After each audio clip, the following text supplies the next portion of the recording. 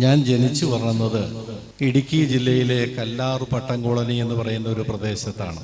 1950കളിൽ കൊടും വനമായിരുന്ന ആ പ്രദേശത്തേക്ക് ശ്രീ പട്ടംതാണു പിള്ള കേരളത്തിൻ്റെ മുഖ്യമന്ത്രിയായിരുന്നപ്പോൾ നാട്ടുംപുറത്ത് നിന്ന് ആളുകളെ കുടിയേറ്റി പാർപ്പിക്കുകയുണ്ടായി.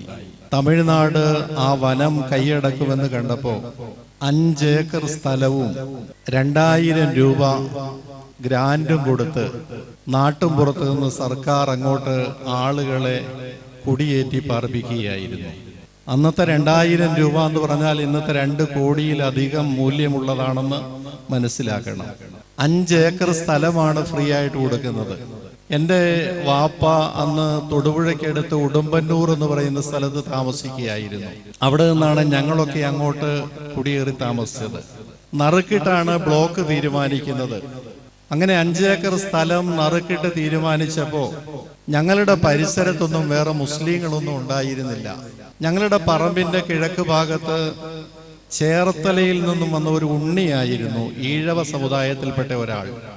തെക്കുഭാഗത്ത് തിരുവല്ല കുമ്പനാട്ട് നിന്ന് വന്ന ഒരു രാമൻ നായർ, പടിഞ്ഞാറ് ഭാഗത്ത് കൊട്ടാരക്കര നിന്ന് വന്ന ശാമുവേൽ, വടക്ക് ഭാഗത്ത് മൂലമറ്റം അറക്കുളം തങ്കപ്പൻ എന്നറിയും, അറക്കുളം എന്ന ഭാഗത്ത് വന്ന തങ്കപ്പൻ നായർ. നടുക്ക് ഞങ്ങൾ മുസ്ലിമീങ്ങൾ ഒരു കുടുംബം മാത്രം. എൻ്റെ പ്രിയമുള്ള സഹോദരങ്ങളെ, അന്ന് 50-60കളിൽ, ഞാൻ 1958 ജനിച്ചയാളാണ്.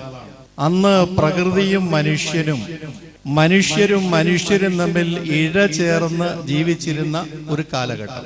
അന്ന് ഞങ്ങളുടെ അലാറം കോഴികളുടെ കൂവലും ചീവീടുകളുടെ കരച്ചിലും ഒക്കെ ആയിരുന്നു. വാച്ചോ ക്ലോക്കോ ടൈം പീസോ ആ നാട്ടിലുണ്ടായിരുന്നില്ല. ആ നാട്ടിൽ ആദ്യമായി ഒരു റേഡിയോ വാങ്ങുന്ന എൻ്റെ വാപ്പയാണ്. തമിഴ്നാട് കമ്പത്ത് പോയി ഒരു ഫിലിപ്സിന്റെ റേഡിയോ വാങ്ങിച്ചു കൊണ്ടുവന്നു. ആ റേഡിയോയിൽ ഒന്ന് ട്യൂൺ ചെയ്താൽ സിലോൺ, അന്ന് സിലോണാണ്, ശ്രീലങ്കയല്ല, കൊളംബോ സ്റ്റേഷൻ കിട്ടും. കൊളംബോ സ്റ്റേഷനിലെ ബാങ്ക് വിളി കേട്ടിട്ടാണ് ഞങ്ങൾ റമദാനിൽ നോമ്പ് മുറിക്കുന്നത്. ഞാൻ തിരുവനന്തപുരത്ത് വന്നു കഴിഞ്ഞാണ് അറിയുന്നത് കൊളംബോയിൽ സൂര്യൻ അസ്തമിച്ച് പിന്നെയും 6-7 മിനിറ്റ് കഴിഞ്ഞിട്ടാണ് കേരളത്തിൽ സൂര്യൻ അസ്തമിക്കുക. ഞങ്ങളുടെ നോമ്പൊക്കെ അള്ളാഹു പുറത്തു തരട്ടെ, സ്വീകരിക്കട്ടെ എന്നല്ലാതെ, കാരണം സൂര്യൻ അസ്തമിക്കുന്നതിന് മുമ്പാണ് എത്രയോ കാലം ഞങ്ങൾ സിലോണിലെ ബാങ്ക് കേട്ട് നോമ്പ് മുറിച്ചിരുന്നത്. സഹോദരങ്ങളെ, അന്ന് മനുഷ്യർ തമ്മിൽ പരസ്പര സഹകരണവും സൗഹാർദ്ദവും അങ്ങേയറ്റമായിരുന്നു. അങ്ങനെയല്ലാതെ ആർക്കും ജീവിക്കാൻ കഴിയില്ലായിരുന്നു. പണക്കാരൊന്നും ഉണ്ടായിരുന്നില്ല, പാവങ്ങളും ഇടത്തരക്കാരും മാത്രമായിരുന്നു അന്ന് ആ നാട്ടിലുണ്ടായിരുന്നത്. എൻ്റെ ഉമ്മ രാവിലെ പാത്രം തേച്ച് മെഴുകിക്കൊണ്ടിരിക്കുമ്പോൾ കിഴക്കേലെ, ഞാൻ പറഞ്ഞില്ലേ, ചേർത്തലക്കാരൻ ഉണ്ണി, അദ്ദേഹത്തിന്റെ ഭാര്യ ജാനകി ചേച്ചി വരും. ഉമ്മ ഒരല്പം തീ തരാമോ എന്ന് ചോദിക്കും. ഒരു മടിയും കൂടാതെ എഴുന്നേറ്റ് ഉമ്മ പോയി കൈ കഴുകി ഉടുത്തിരിക്കുന്ന തുണിയുടെ അഗ്രത്തിൽ തുടച്ച് വൃത്തിയാക്കി വിറക് പുരയിൽ പോയി തൊണ്ടെടുത്തുകൊണ്ട് വന്ന് അടുപ്പിൽ നിന്ന് കനൽ കോരിയിട്ട് ജാനകി ചേച്ചിക്ക് കൊണ്ടുവന്ന് കൊടുക്കും.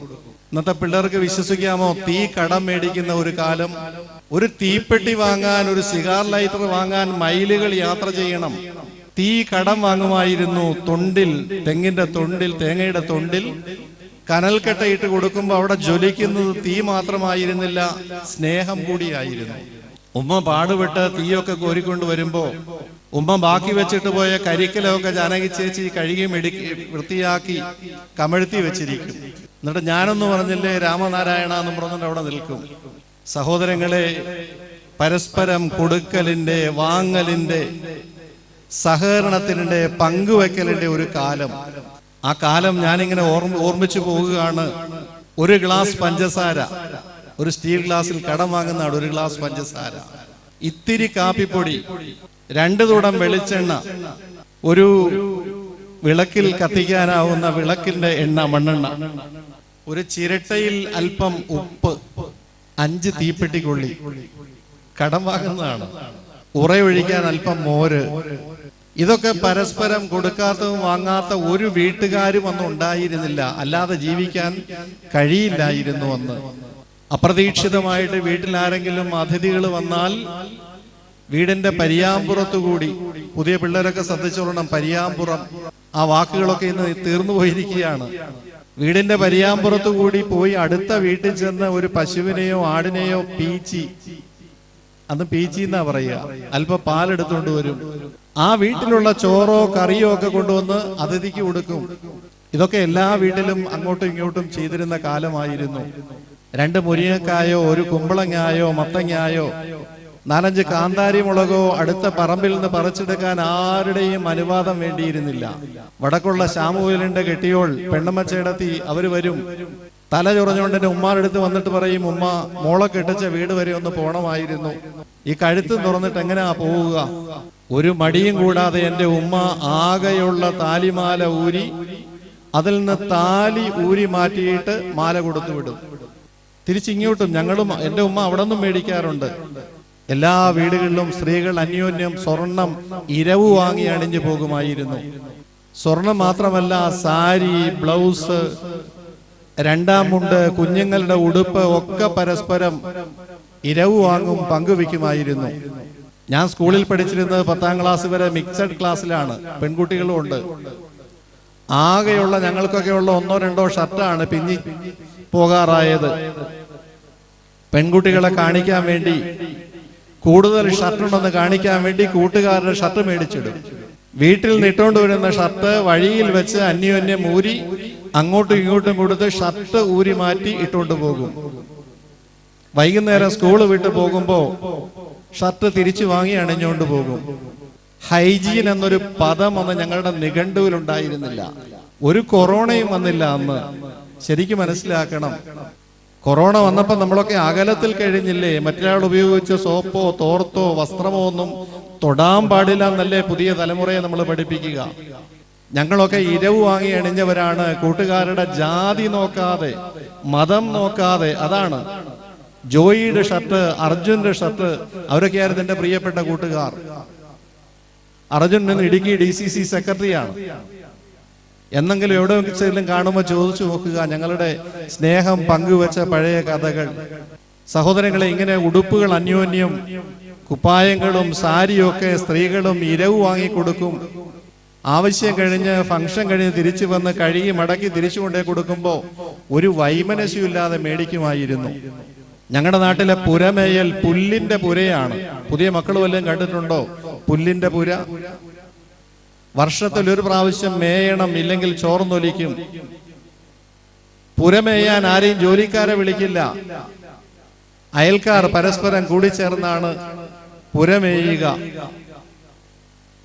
അന്ന് പുരമേയുന്ന ദിവസം എന്റെ വാപ്പ ഞങ്ങളെ വിളിച്ചിട്ട്, മക്കളെ വിളിച്ചിട്ട് ചിരട്ടയിൽ ശർക്കര കലക്കി, മക്കളെ അവിടെ കൊണ്ടുപോയി ഇവിടെ കൊണ്ടുപോയി എന്നൊക്കെ പറയും. അപ്പൊ ഞാൻ ചെറുപ്പത്തിൽ ധരിച്ചിരുന്നത് എന്തോ മന്ത്രവാദമാണെന്നാണ്. ചിരട്ടയിൽ ശർക്കര കലക്കി വീടിന്റെ നാനാഭാഗത്ത് കൊണ്ടുപോയി വെക്കുക.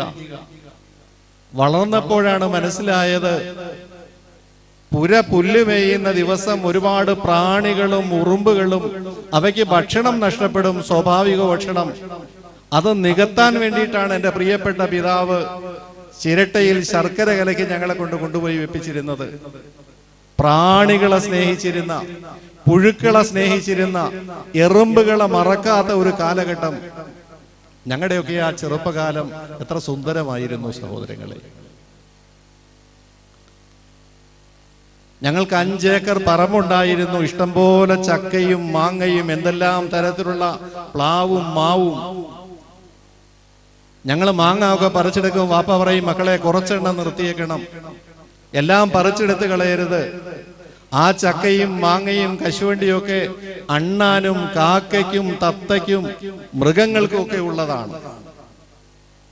നമ്മൾ ജീവിക്കുന്നതിനോടൊപ്പം മനുഷ്യർ മാത്രം പോരാ, മൃഗങ്ങളും പ്രാണികളും പറവകളും ജീവിച്ചിരിക്കണമെന്ന് കരുതിയിരുന്ന കാരണവന്മാരുടെ ഒരു കാലഘട്ടം. അന്ന് നവജാത ശിശു പിറന്നാൽ, അയൽവക്കത്ത് പ്രസവിച്ചാൽ കാണാൻ പോകുന്നത് നിങ്ങളുടെ ഇന്നത്തെ കാലം പോലെ ഗിഫ്റ്റ് ബോക്സും ഒന്നും ആയിട്ടല്ല. ചെന്നാൽ ആദ്യം അമ്മമാര് ചെയ്യുന്നത് കുപ്പായം ഉയർത്തി ആ പ്രസവിക്കപ്പെട്ട കുഞ്ഞിന് പാല് കൊടുക്കും. ജാതിയും മതവും ഒന്നും ഉണ്ടായിരുന്നില്ല. നിങ്ങൾക്കറിയുമോ ഞാൻ എത്ര പേരുടെ പാല് കുടിച്ചയാളാണെന്നറിയുമോ? ഇന്നത്തെ കാലഘട്ടം ഒന്ന് ആലോചിച്ച് നോക്കുക. ചേച്ചിമാരുടെ, ചേടത്തിമാരുടെ, ഉമ്മമാരുടെ ഒരുപാട് പാല് കുടിച്ച ഒരു ശിശുവാണ് ഞാൻ അവിടെ ജനിച്ചവനാണ്. സഹോദരങ്ങളെ, ആകെ ചെയ്യുന്ന അതാണ്. സമ്മാനം കൊടുക്കാനൊന്നും ഉണ്ടാവില്ല, പാല് കൊടുക്കും.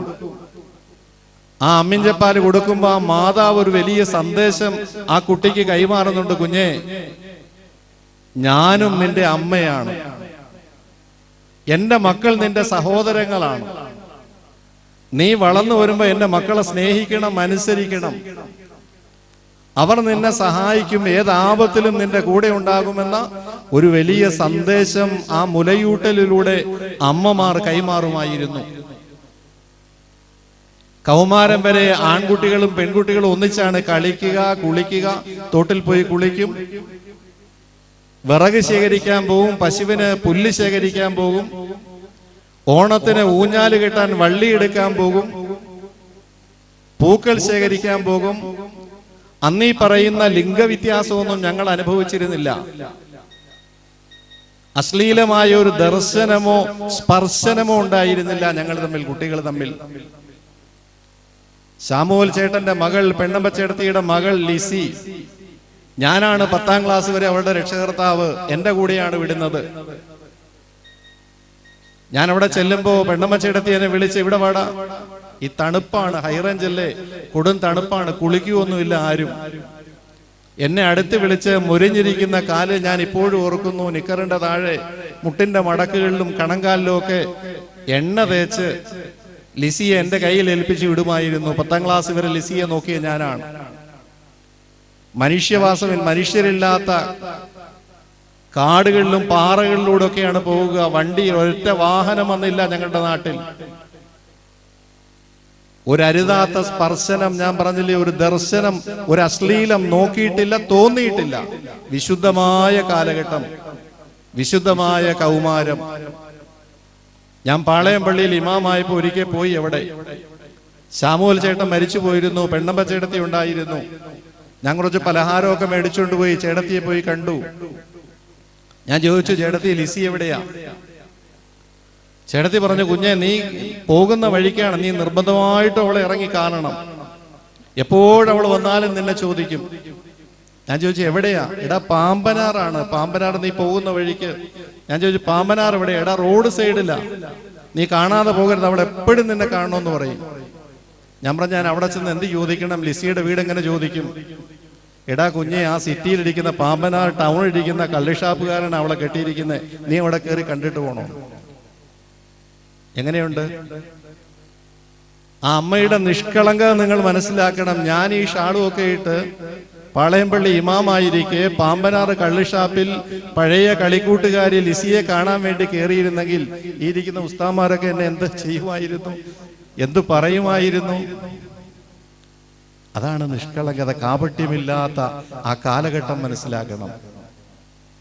സഹോദരങ്ങളെ, വിശദീകരിച്ചാൽ ഒരുപാട് പറയാനുണ്ട്. എൻ്റെ കുട്ടിക്കാലം, എൻ്റെ ബാല്യകാലം, എൻ്റെ കൗമാരവും യൗവനവും ഒക്കെ ഒരു മതസ്പർദ്ധയില്ലാത്ത, വർഗീയതയില്ലാത്ത, മുസ്ലിമും ഹിന്ദുവും ക്രിസ്ത്യാനിയെല്ലാം ഒന്നിച്ച് ജീവിച്ചിരുന്ന. ഇപ്പൊ ഫാദർ പറഞ്ഞില്ലേ, പാകിസ്ഥാൻകാരനെ അടുത്തേക്ക് വിളിച്ചു സംസാരിച്ചു എന്നൊക്കെ. ഞങ്ങൾക്കിടയിൽ ഒരു മതിലുണ്ടായിരുന്നില്ല. അങ്ങനെ ജനിച്ചു വളർന്നവനാണ് ഞാനും ഒക്കെ. ഞങ്ങളുടെ ആ കാലഘട്ടത്തെ ഞാൻ അറിയാതെ സ്മരിച്ചു പോവുകയാണ്. ഒരു വീട്ടിൽ അടുപ്പ് പുകഞ്ഞാൽ മറു വീട്ടിൽ പശിയില്ലാർന്നേ, ഒരു കണ്ണു കലങ്ങി മറിഞ്ഞാൽ ഓടിവരാൻ പലരുണ്ടാർന്നേ, നാടെങ്ങും മതിലില്ലാർന്നേ, നടവഴി ഇടവഴി പലതില്ലാർന്നേ, നടവഴി ഇടവഴി പലതുണ്ടാർന്നേ, 4 മണി പൂവുണ്ടാർന്നേ, നല്ലോർ ചൊല്ലിന് വിലയുണ്ടാർന്നേ, ചക്കയും മാങ്ങയും കപ്പേലെല്ലാം ചെങ്ങാതിക്കും പങ്കുണ്ടാർന്നേ, എൻ വീട്ടിൽ രോഗം വന്നാൽ നിൻ വീട്ടുകാർ കാവലിരുന്നേ, സാരിയും വളയും കമ്മലുമെല്ലാം അന്യോന്യം നൽകിയിരുന്നേ, അന്നും പല മതമുണ്ടാർന്നേ, അതിലപ്പുറം അൻപുണ്ടാർന്നേ, അന്നും പല മതമുണ്ടാർന്നേ, അതിലപ്പുറം അമ്പുണ്ടാർന്നേ, നിന്റെ പടച്ചോൻ എന്റെ പടച്ചോൻ എന്നുള്ളൊരു തല്ലില്ലാർന്നേ, ആ നാടിനെ കണ്ടവരുണ്ടോ? എങ്ങോട്ടത് പോയറിവുണ്ടോ? ആ നാടു മരിച്ചേ പോയോ? അത് വെറും ഒരു കനവായി തീർന്നോ? ആ കാലം തിരികെ തരുമോ? കൽക്കണ്ടം നുണയാൻ തരുമോ? ആ കാലം തിരികെ തരുമോ? കൽക്കണ്ടം നുണയാൻ തരുമോ? ഈ സിൽവർ ജൂബിലി ആഘോഷിക്കുന്ന ഹുദൈബിയ നൽകുന്ന സന്ദേശം അതാണ്. ആ കാലം ഒന്ന് തിരിച്ചു തരുമോ? ജാതിയുടെ പേരിൽ, മതത്തിന്റെ പേരിൽ, ദൈവങ്ങളുടെ പേരിൽ വർഗീയത കൊണ്ട് കണ്ണു കാണാതെ മനുഷ്യൻ തമ്മിലടിക്കുന്ന ഈ കാലഘട്ടത്തിൽ മുസൽമാന്റെ പള്ളിയുടെ അടിയിലെല്ലാം ഹൈന്ദവ സഹോദരങ്ങളുടെ വിഗ്രഹങ്ങളും ശിവലിംഗങ്ങളും പ്രതിഷ്ഠകളും കണ്ടെടുത്ത് പള്ളികൾ പൊളിക്കാൻ ആഹ്വാനം ചെയ്യുന്ന ഒരു കാലഘട്ടം. ക്രിസ്ത്യാനിയെന്നും മുസ്ലിമെന്നും ഹിന്ദുവെന്നും ലേബലിൽ മനുഷ്യനെ തിരിച്ച് വേർതിരിച്ച ഒരു കാലഘട്ടം. മനുഷ്യരെ നമ്മളെല്ലാം ഒന്നാണ്, നമ്മുടെ എല്ലാം ഈശ്വരൻ ഒന്നാണ്. നിങ്ങൾ ഈശ്വര എന്ന് വിളിക്കുന്ന, അവർ കർത്താവെന്ന് വിളിക്കുന്ന, മറ്റുള്ളവർ പടച്ചവനെന്ന് വിളിക്കുന്ന ആ തമ്പുരാൻ ഒരൊറ്റ തമ്പുരാനാണ്. ആകാശത്തിന്റെ കിഴക്കു ഭാഗത്തൊരു ഈശ്വരൻ, ഹിന്ദുക്കളുടെ ദൈവം. സന്യാസിമാരുടെ, സ്വാമിമാരുടെ ക്ഷേത്രങ്ങളുടെ കാര്യം നോക്കുന്ന ഒരു ദൈവം. ആകാശത്തിന്റെ മധ്യഭാഗത്തൊരു കർത്താവ്, ക്രിസ്ത്യാനികളുടെയും അച്ഛന്മാരുടെയും കന്യാസ്ത്രീകളുടെയും പള്ളികളുടെയും കാര്യം മാത്രം നോക്കുന്ന ഒരു ദൈവം. ആകാശത്തിന്റെ പടിഞ്ഞാറ് ഭാഗത്തൊരു ദൈവം, അള്ളാഹു, മുസ്ലിമീങ്ങളുടെയും മൗലവിമാരുടെയും പള്ളികളെയും മാത്രം നോക്കുന്ന ഒരു ദൈവം. ഈ സങ്കല്പം ഇസ്ലാമിന് അന്യമാണ്. ഇസ്ലാം അതിമനോഹരമായ ഏകദൈവ സിദ്ധാന്തത്തിൽ അടിയുറച്ച് യാതൊരു വിട്ടുവീഴ്ചയും പ്രഖ്യാപിക്കാത്ത മതമാണ്.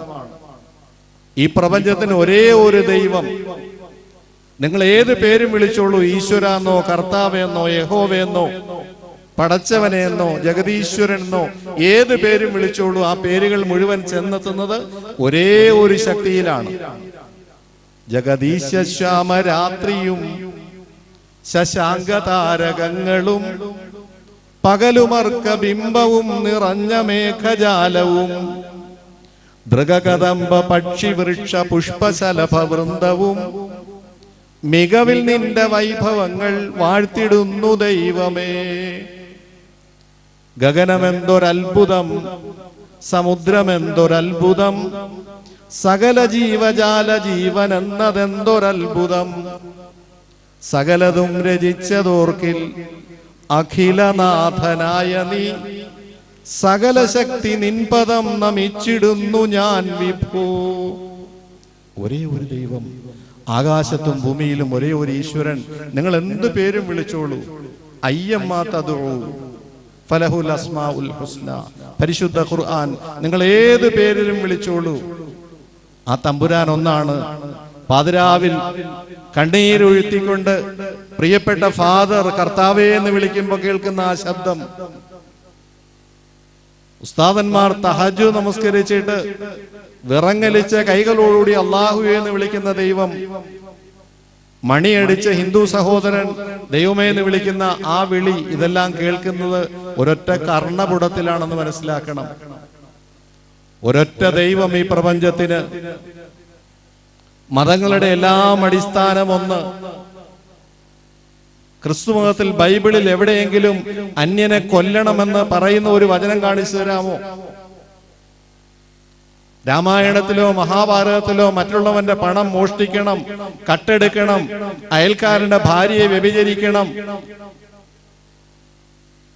അയൽക്കാരനെ ഉപദ്രവിക്കണം എന്ന് പറയുന്ന സൂചനയെങ്കിലും കാട്ടിത്തരാമോ? പരിശുദ്ധ ഖുർആൻ എത്ര മനോഹരം.